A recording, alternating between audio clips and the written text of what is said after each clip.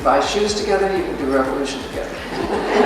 If I was in politics and the business chicks came after me, I would shit myself.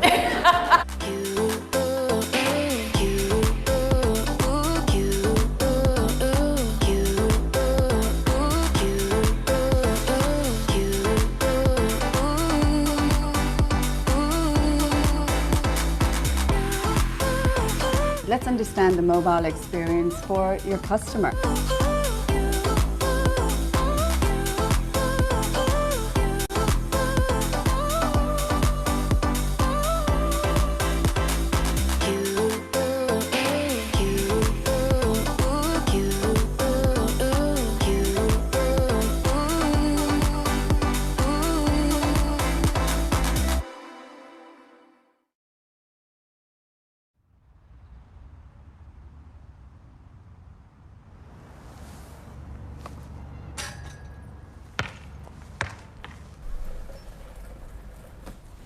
Hey, you got this. We know you do. We know our goals. We rep ourselves. Confident to our core. Check the score. You can't ignore. We team girls, and we want more. R-E-S-P-E-C-T. We about it, and we get S-U-C-C-E-S-S. You know that's how we spell success. We are Team Hub Girls. Yeah, Dream Hub, Team Hub. We team girls. We're here to play. We team girls. We're here to stay. We team girls. We're here to play. We team girls. We're here to stay. We team girls. And we want more. We used to whisper, now we roar.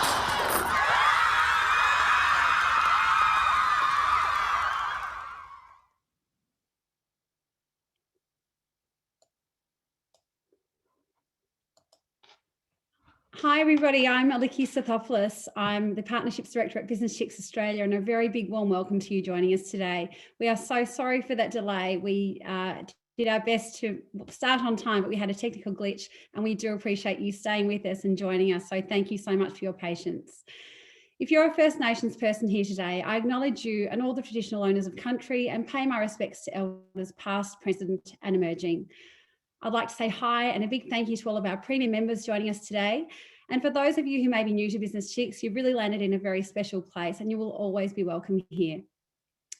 Business Chicks is for anyone that wants to meet new people, learn new things and discover what's possible for them. When you're a Business Chicks premium member, you'll have access to weekly masterclasses, learning and development on demand, weekly virtual member meetups, a subscription to our beautiful magazine Latte, access to join our amazing Business Chicks Club, our business club for business owners, discounted tickets to every event, and the opportunity to share your story on our platform. All of this for just $4 a week. So for more information on how to become a Business Chicks premium member, please do head to our website. Today's event wouldn't be possible without the support of our wonderful friends at Suncorp. Through their Team Girls program, Suncorp are committed to building a nation of confident girls by promoting the benefits of sport participation. The events of the past 12 months have shown us the importance of resilience, and we know that sport, particularly for teenage girls, can play a really big role in helping build resilient and confident teens. Visit Suncorp Teen Girls for a range of practical and useful information to help build confidence in young girls. Okay, so it's time to introduce you to our guest speaker for today, Claire Curyer. If we have time, we'll be taking questions at the end of the session. Click the Q&A button at the bottom of your screen and pop your questions in there as they come to you. Claire Curyer is a passionate career transition coach who works with people who feel like they're at the end of the life cycle of their career, unsure of their direction, and maybe lacking confidence in applying for new roles.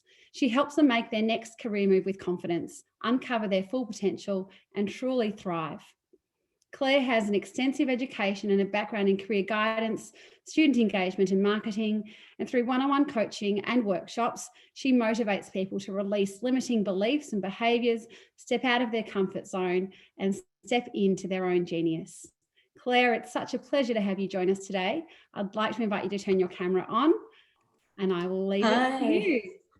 Thank you for having me. Thank you so much. Good to see you. Yes, well, let's get started. how to find your dream job, or how to work out what your dream job actually is. That's what we're here for. That's why we're here. Thank you so much for that warm welcome. And I definitely do feel very welcome at Business Chicks. So I'm sure everybody else does as well. So what I'm going to take you through today is a process to get you closer to working out what your dream job actually is.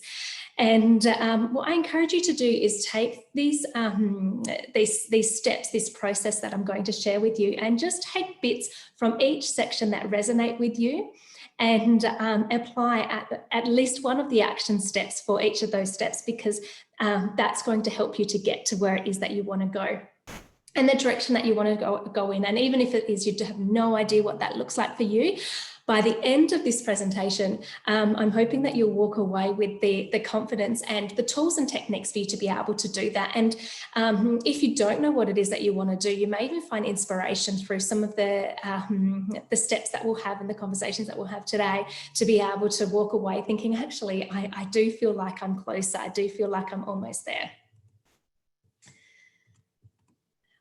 What do you love? Do what you love and success will follow. Passion is, let me just move this, sorry, is the fuel behind a successful career. Doesn't that sound nice? It'll be interesting to know what comes up for you there. If you're like, yes, that is what I want, or if you're like, oh, that sounds like a bit of a pipe dream to me. Just take note of what that is. And as we go further through this presentation, you'll understand why I say that to you. But just be aware of what's coming up for you when you read that quote. So what we're going to cover today is, like I said, we've got the 4-step process to help you to get closer to what your dream role is. But before we get to that, I thought it's important to know, where have these come from? It's always nice to have a bit of a background about how did these 4 steps come about? And it's a combination of things from the education that I've had in career development and in coaching as well, and coach training, as well as the clients that I've worked with. And that's probably the biggest piece of the puzzle is seeing that these 4 steps are sort of instrumental in finding passion behind a job, or getting closer to knowing what your dream job actually is, through my own career transition. Because as you've heard, I've got a background in marketing, so I was in that space for over a decade, and I found it wasn't lighting me up. I wasn't interested. I was demotivated, and I needed to go through this process myself, and a similar process, to be able to get to that point of knowing what it is that my dream role, what it is I love, what it is I want to do, as well as through work that I've done as a career advisor at a university. And also there'll be time for questions at the end. So if anything pops up for you throughout this presentation, just pop it into the Q&A box, and more than happy to answer those at the end. So the 4 steps is foundations first, design what's stopping you, and make it happen. So by the end of this, like I said, hopefully you get to this point where you've got a really clear idea on what you need to do to be able to get to that point of understanding what your dream job is, or how to find it. Foundations first. So in order to be able to know where it is that you want to go, you need to know where you are. You can't move forward unless you know exactly where you are. So I'd like you to consider, or just to have a think about, what type of role are you in?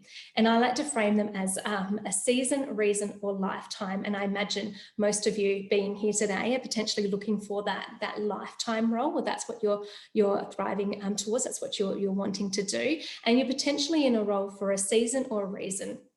Now, a season is essentially, a season is seen as a role that you've potentially been in for quite some time, and you feel like you're at the end of your life cycle of your career.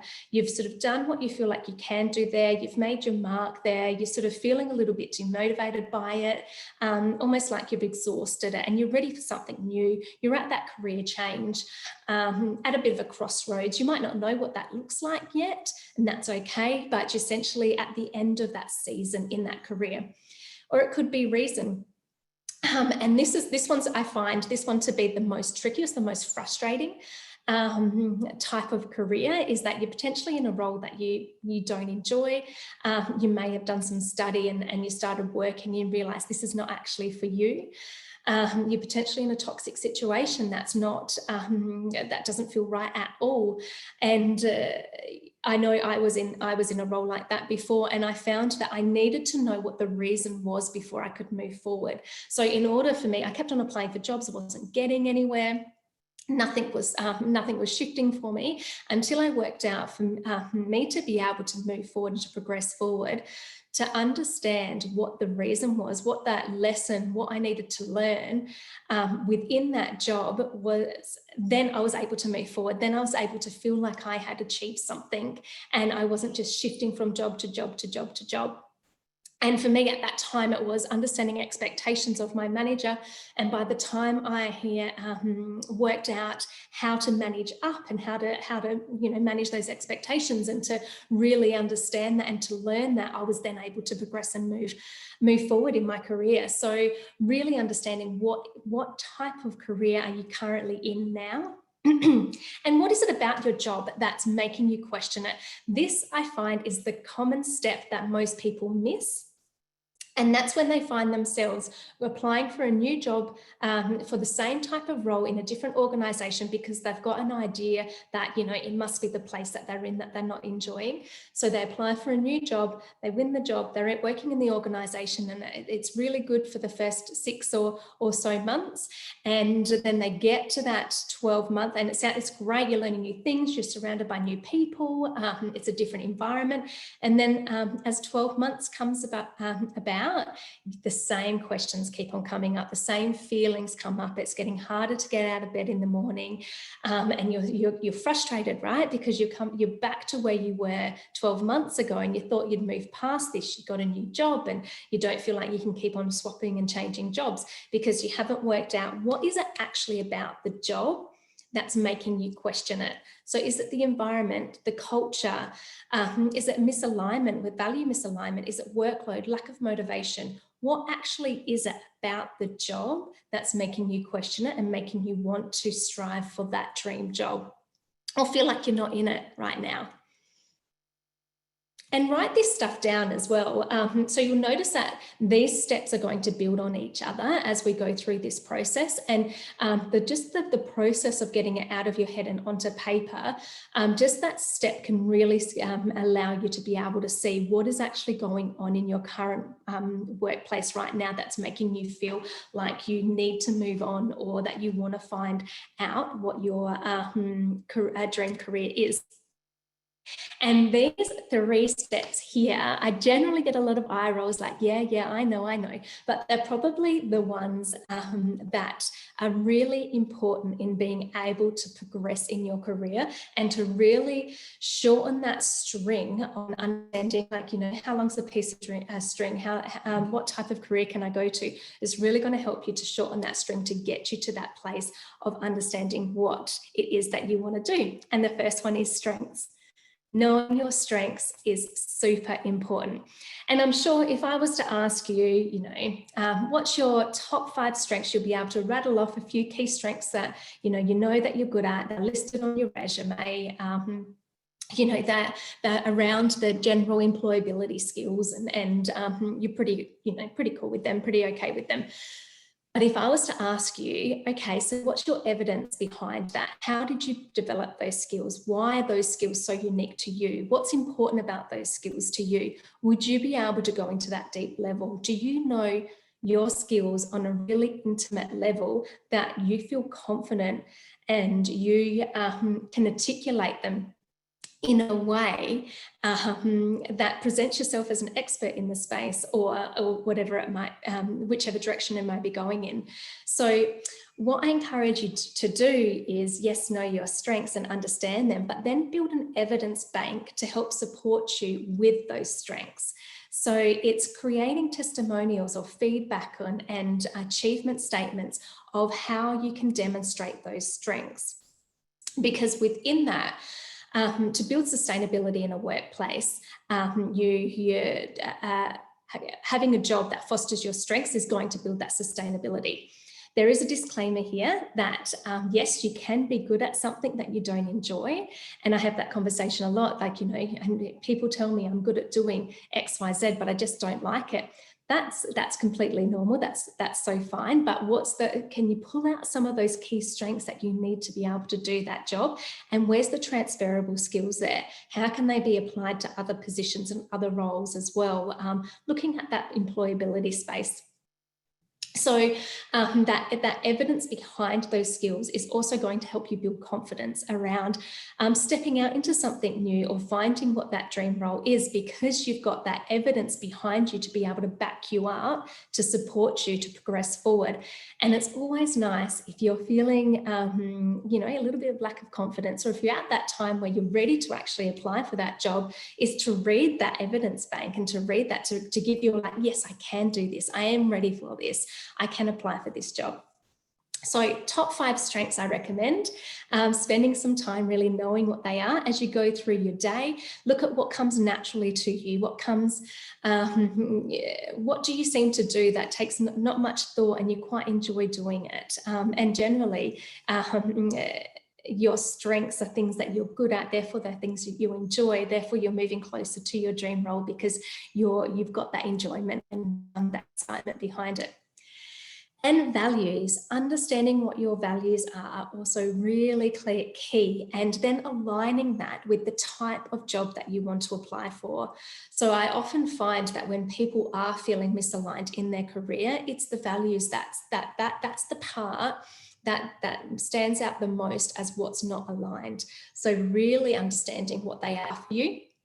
And they'll change over time, but understanding what they are for you right now and aligning that to your organization, to your career, to if you want to start your own business, it potentially becomes your key values within your business.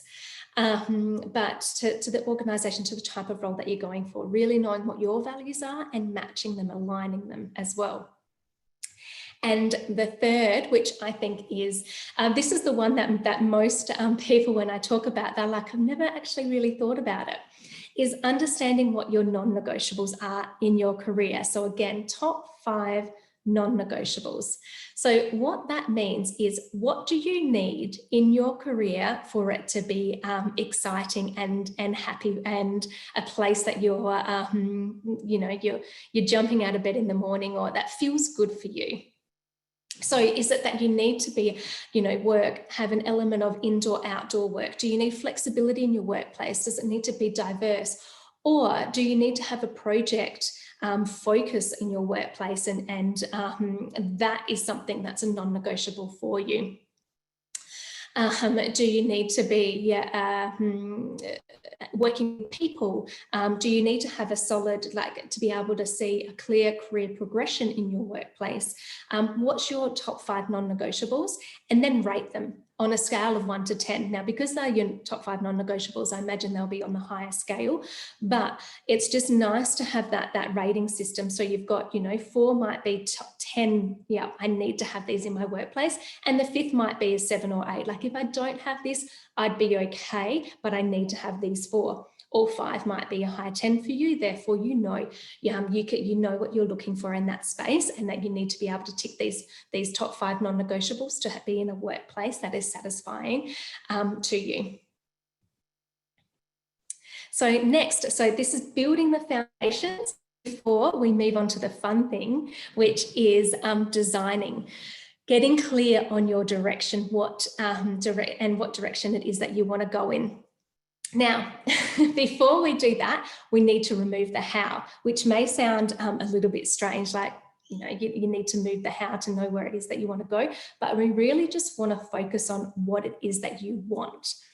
So often the how can block us. It can stop us before we've even got to that exciting point of working out what it is that we want to do or want to go in. And we'll talk about the how a little bit later. So for now, we just really want to focus on what it is that you want and consider how you want to feel. This part is really important. And so it's, how do you want to feel in your job? So do you want to feel excited? Do you want to feel energized? Or do you want to feel at ease in your job? Do you want to feel valued? Do you want to feel supported? Do you want to, do you need that energy in your job that it needs to be fast paced? So you want to feel like you're on the ball all the time. How do you want to feel in your career?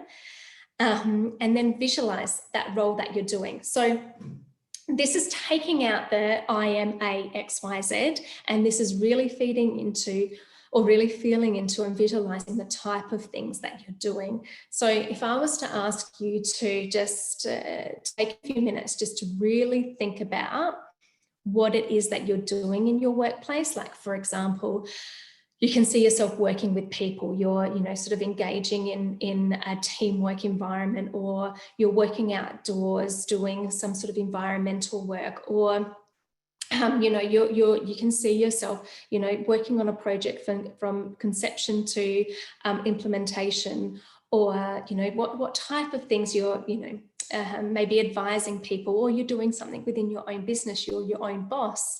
What type of things are you doing? So it's not the what, and remove the how, and really think about the types of things that you're doing. And I'd encourage you now, while this is sort of in your mind, so you've got your top 5 non-negotiables, because that will feed into this. You know your strengths.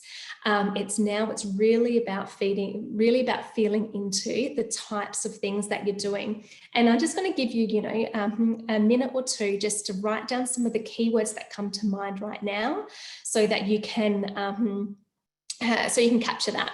So I'll just give you a minute or so just to jot those notes down. Jot down what feelings come up, how you want to feel in your role, and what types of things you want to do.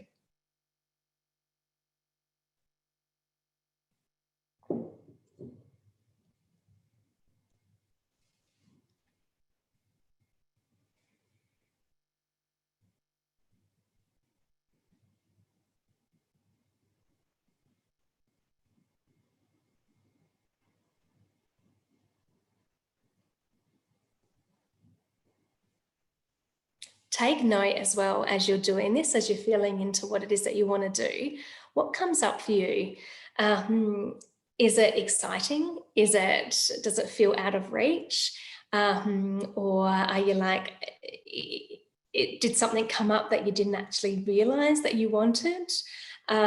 Just interesting to take that note, or just to be aware of that as well. And then claim it.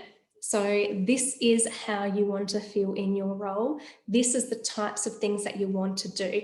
You might not be at the point of actually having that clear direction on this is what I want to do, but you're closer, you're getting there. So start to claim that, start to have that clear in your mind, write it down as to this is how I want to feel in my job, this is what I want to do. But you still might be struggling. So just try, if you wake up tomorrow in your dream job, what are you doing? If you were given the career lottery and you could do anything that you wanted to do, what would you do? And you might be like, oh, I'd be, serving cocktails to famous people on a, tropical island. That might be great. And you're like, that's never going to happen. That would be a dream job. That was what I'd do if I won the career lottery. That's fine. But pick out, which is, that might be a little bit of a stretch. But from that, pick out the bits that, why do you want to do that? Do you want to be in a tropical environment space? Is that where you want to work? Or do you like making cocktails? Or do you want to be around energizing people, or exciting people that've got cool stories to tell? Or what is it about those things that's what came to mind? Is there anything from that you can pull away going, oh, actually, yeah, I do like making cocktails, or whatever it may be? Or if that doesn't work, do a self-audit on your day. So what that means is from 9 to 5 or whatever hours it is that you work, write down, and it takes some time to do this, but it's beneficial. Write down what you do on a day-to-day basis. So what you actually do. Use it in the notes section of your phone, or, just write yourself an email, whatever is easiest for you to do. And write down, on a day-to-day, from sending emails, answering phones, having conversations, engaging, whatever it may be, and then put a little asterisk next to the things that you don't mind doing, and then put a double asterisk next to the things that you actually really enjoy doing, and see what comes out of that. Hopefully there's a few pieces in there that you can note that actually I do like having conversations with people, or I do like, the first thing in the morning when I'm trawling through my emails, I actually don't mind getting organized. What is it? about your day that you enjoy doing, because I'm sure there's a few pieces in there that you don't mind. And then this is just all being self-aware. So you'll notice this process so far is all coming back to being self-aware of what it is that you enjoy doing, how you want to feel, your strengths and your values. It's all about being self-aware so that you can move forward. Now, we've done some of the design work, and this is obviously the fun stuff, and getting exciting about what it is that your dream job is and getting closer to that point. But what often happens is we have these beautiful ideas, but they never come to fruition. So the next stage is what's stopping you. And the first thing I recommend you do is understanding what you're currently telling yourself about your career, your success, and who you need to be in order to reach your goal. So often we have these stories that we tell ourselves about our career that's potentially getting in the way of us being able to progress and move forward. So it's interesting to write down or to have that awareness of what am I actually telling myself about my career. Often these come from conversations we've had around the household when we were growing up. Like, you know, I'm sure some of these you've heard, like you've got to work hard or you must get a degree or trade. Success equals the amount of money you earn. It could be things like, what do you currently tell yourself about your current success? I should be further on in my career. You know, I'm at this age, I thought I would be here by now. I need to do further study. I don't have enough experience. Or it could be you currently believe you need to have to be successful, manage a team, more money, higher on the corporate ladder. Like, what type of things are you telling yourself about your career? Write it down. And then I challenge you to ask yourself, is this actually true? Or is this just a story that I'm telling myself? Often you'll probably find that this is a story that you're telling yourself. There may be some true bits in there, which is completely fine. And if they are coming up for you, like, no, this is actually true. You know, this is the case for me. It may be a challenge or an obstacle or an avenue for you to be able to explore further, to work out what you need to do to be able to move forward and to be able to progress. So see it as that, as a challenge, and what can you do to be able to move past this. If these stories are coming up for you, and what I recommend you actually do is, after you've written it down, get out a highlighter and highlight the bits that are actually true, so you can see very clearly how much of this story is a belief. And we all have them. We all have them. Mine was very much around success equates the amount of money you earn. And I also really wanted to climb that corporate ladder. So I thought, particularly, you know, in my marketing career and earlier on in my career, that I just needed to get that next promotion or get that higher level job to be successful, and then I'd be happy. I need to be managing X amount of people, be doing this, and then I'd be happy. So I very much had a story around that, until I worked out that that wasn't actually what it is that I wanted to do. And I wanted to be around people and engage with people and coaching and talking and educating. Yet I had this idea about what my career looked like and how it should look for a very long time. So it'd be interesting to know what that is for you and what comes up. And then from that story and from those bits that you've uncovered that is the story that you're telling yourself, what is your perfect problem that you're creating from that?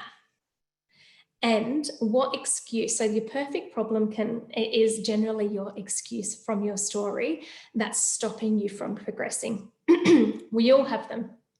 So don't feel like you're alone here. We all have them. And it's just a matter of actually understanding what it is, because it's generally your core belief. And you have this core belief that you're telling yourself that's stopping you from moving forward. And all these other beliefs generally come off of it. So understanding what that core belief is, then you can progress forward.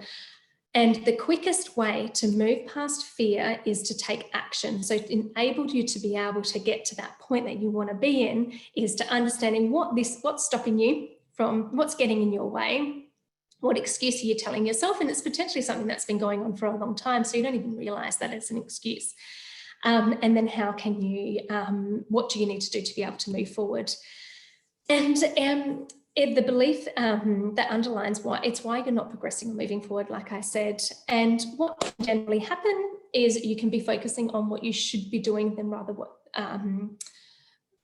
you want to be doing. And that should word, I think, can be deleted from our, our language, but it's generally, you can see yourself, I should be doing this career because I invested this money in a degree. I should be doing this career because it's stable and I get good superannuation from it. I should be doing this career because, you know, I've got a family and you know it's works in well with that, or whatever it may be.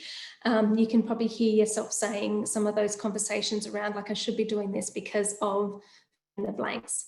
And then comparison.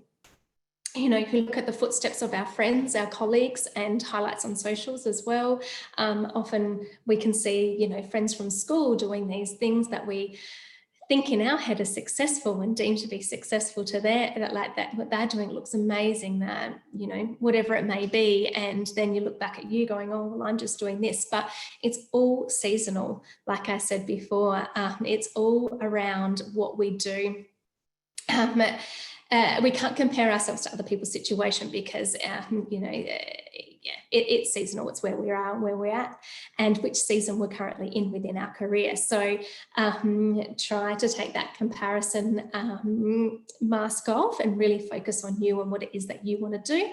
And then we tend to adopt our parents' belief in what it means to be successful. So really understanding, what does success mean to you, and defining that for yourself is really important. It's going to be able to define which direction it is that you want to go in and to get you to that point as well. And acknowledge it. So what can you, so now you've understood, you've got, or you know, okay, I've got these beliefs that are potentially holding me back, or I've developed my career story and I can see that, you know, XYZ is potentially holding me back. Now what do I do? How do I move past it now? First off, it's acknowledging it. Number one is it's, yes, okay, I've got this. And a really practical way for you to be able to support you to move forward is to understand, how often is this coming up for you? So what I do, or what I recommend as well, is to put like a rubber band or a hair tie around your wrist and then flick your wrist every time those thoughts come up. So you can be aware of how often that's happening for you. So is it happening, you know, once a day? Is it happening, you know, 3 or 4, is it happening every half an hour, or is it happening once or twice a week? How often is that coming up for you?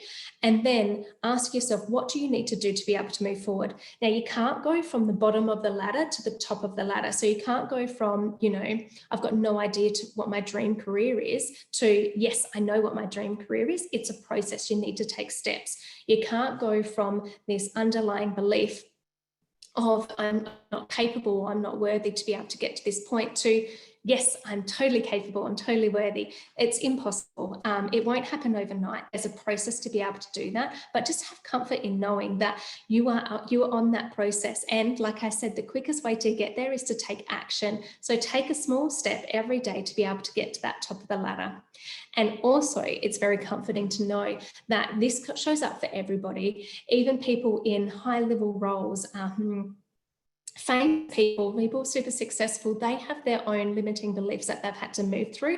The good thing is, the exciting thing is that once you understand what it is and you know what works for you and the tools that work for you to be able to move through it, it's going to be so much easier for you to get through it when it shows up again. So you'll be able to see it, go, I've had this before, I see you, I know how to move past it. And then you continue to smash those glass ceilings to be able to level up, or to be able to get to it where it is that you want to go.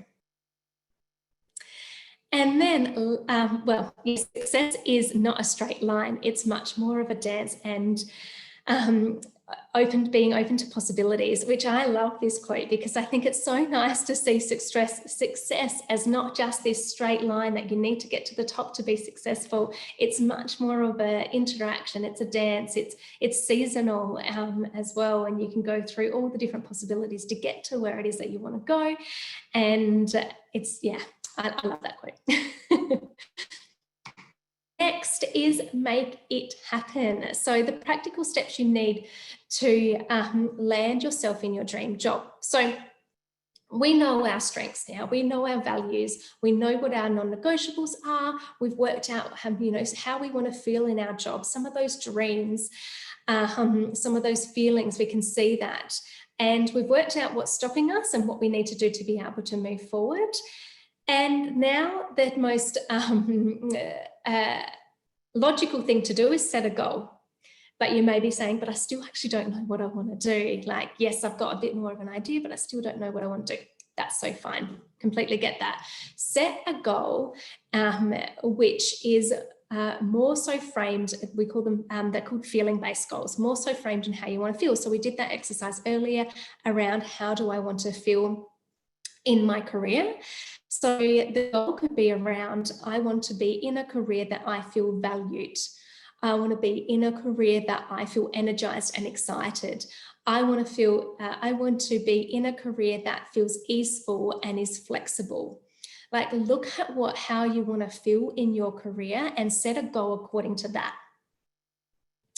Because that process is going to help you also, again, shorten that string to get you to that point, because you're starting to feel into what it is that you want out of a career, how you want to feel in a career, and then you know your strengths, you know your non-negotiables, everything will start to fall into play. The next is knowing your why. And this is your motivator, right? So your why is your motivator. And it's why do you want what it is that you're looking for. So just say, for example, you want a career that you feel energized and excited about. Ask yourself why. Because I want to make an impact. Why? Because I want to have passion and purpose behind my career. Why? So you ask yourself why 5 times, 5 to 7 times, or even more if it takes more, to get to that core why, which is that, and you'll know it, you'll be like, oh, that's it. Or you'll start to repeat yourself, but you'll have that feeling like, yes, that's my why. And that then is going to be your motivator behind your goal, because there'll be times that you probably do feel a little bit disheartened, or if you're applying for jobs and you're getting some rejections, or if you still feel like you're not getting where it is that you need to go. Your why is going to be your motivator. You'll check back into that and you go, this is why I'm doing this work. This is why I'm here. This is where I want to go.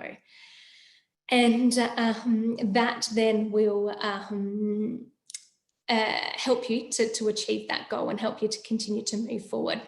And then create action steps. So this is where we get really practical. So you've got your goal.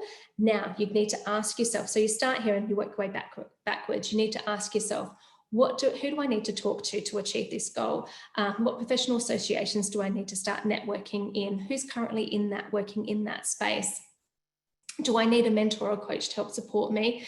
Is there any extra study that I need to do to be able to get to where it is that I want to go? Is there any other professional or personal development activities that I can do to get to that point? Is there any networking that I can do or activities that I can do to help me get to that point? What is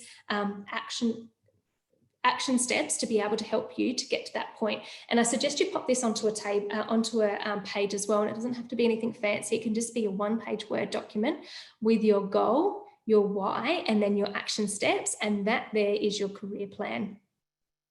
Have some timeframes to it as well, so you can keep yourself accountable and make sure that you're actively working on something every day to be able to get to that point. It may be reframing updating your resume to really focus on your transferable skills.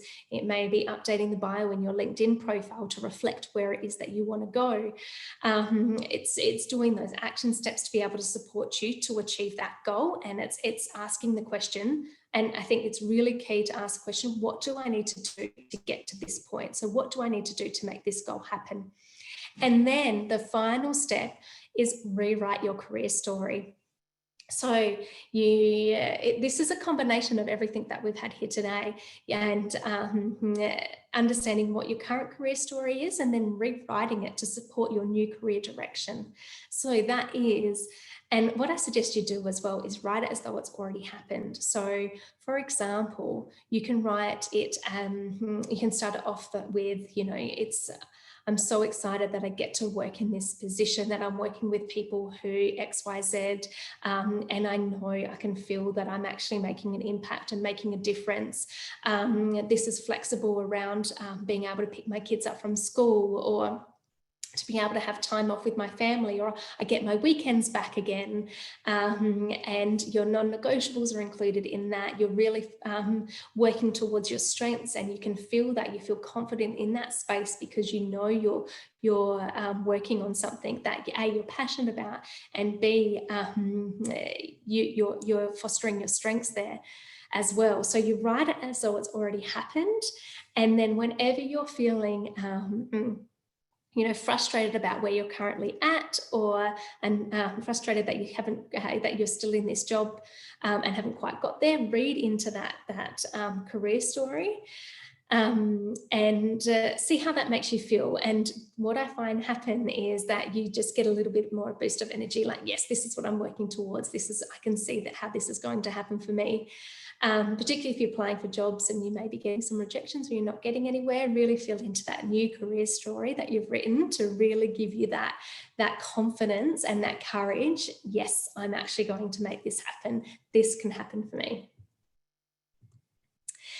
The key takeaways is take action. So building foundations, take action first off, before I go into the next, is key. So I think it's all well and good to be able to have the tools and techniques to be able to support you to do it. But if you don't take action with it, nothing's going to change. So I encourage you really to pull one thing from each of the section today, each of the 4 steps, and take action, whether that's just simply sort of understanding whether you're in a career for a season, reason, or lifetime, or whether that is, working out what your strengths are. Just take one thing from each section and pull it into action so that you can move closer to where it is that you want to go, which direction it is that you want to go in.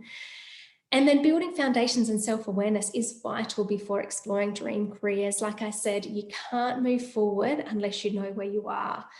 That's really important to know, because we end up, like I said, getting into the same patterns as what we have before. Create your career story that aligns with your dream career. That then is going to help you feel into what that is and to stay focused and aligned. And acknowledge and move past the blockages or mindset challenges, and that will see you catapult into your dream career as well. So I really hope that process that helps in really guiding which direction it is that you want to go in and how you want to get to where it is that you want to go. Really building on those foundational steps to support you to be able to find out what your dream career actually is. So you can. Wow. I just got.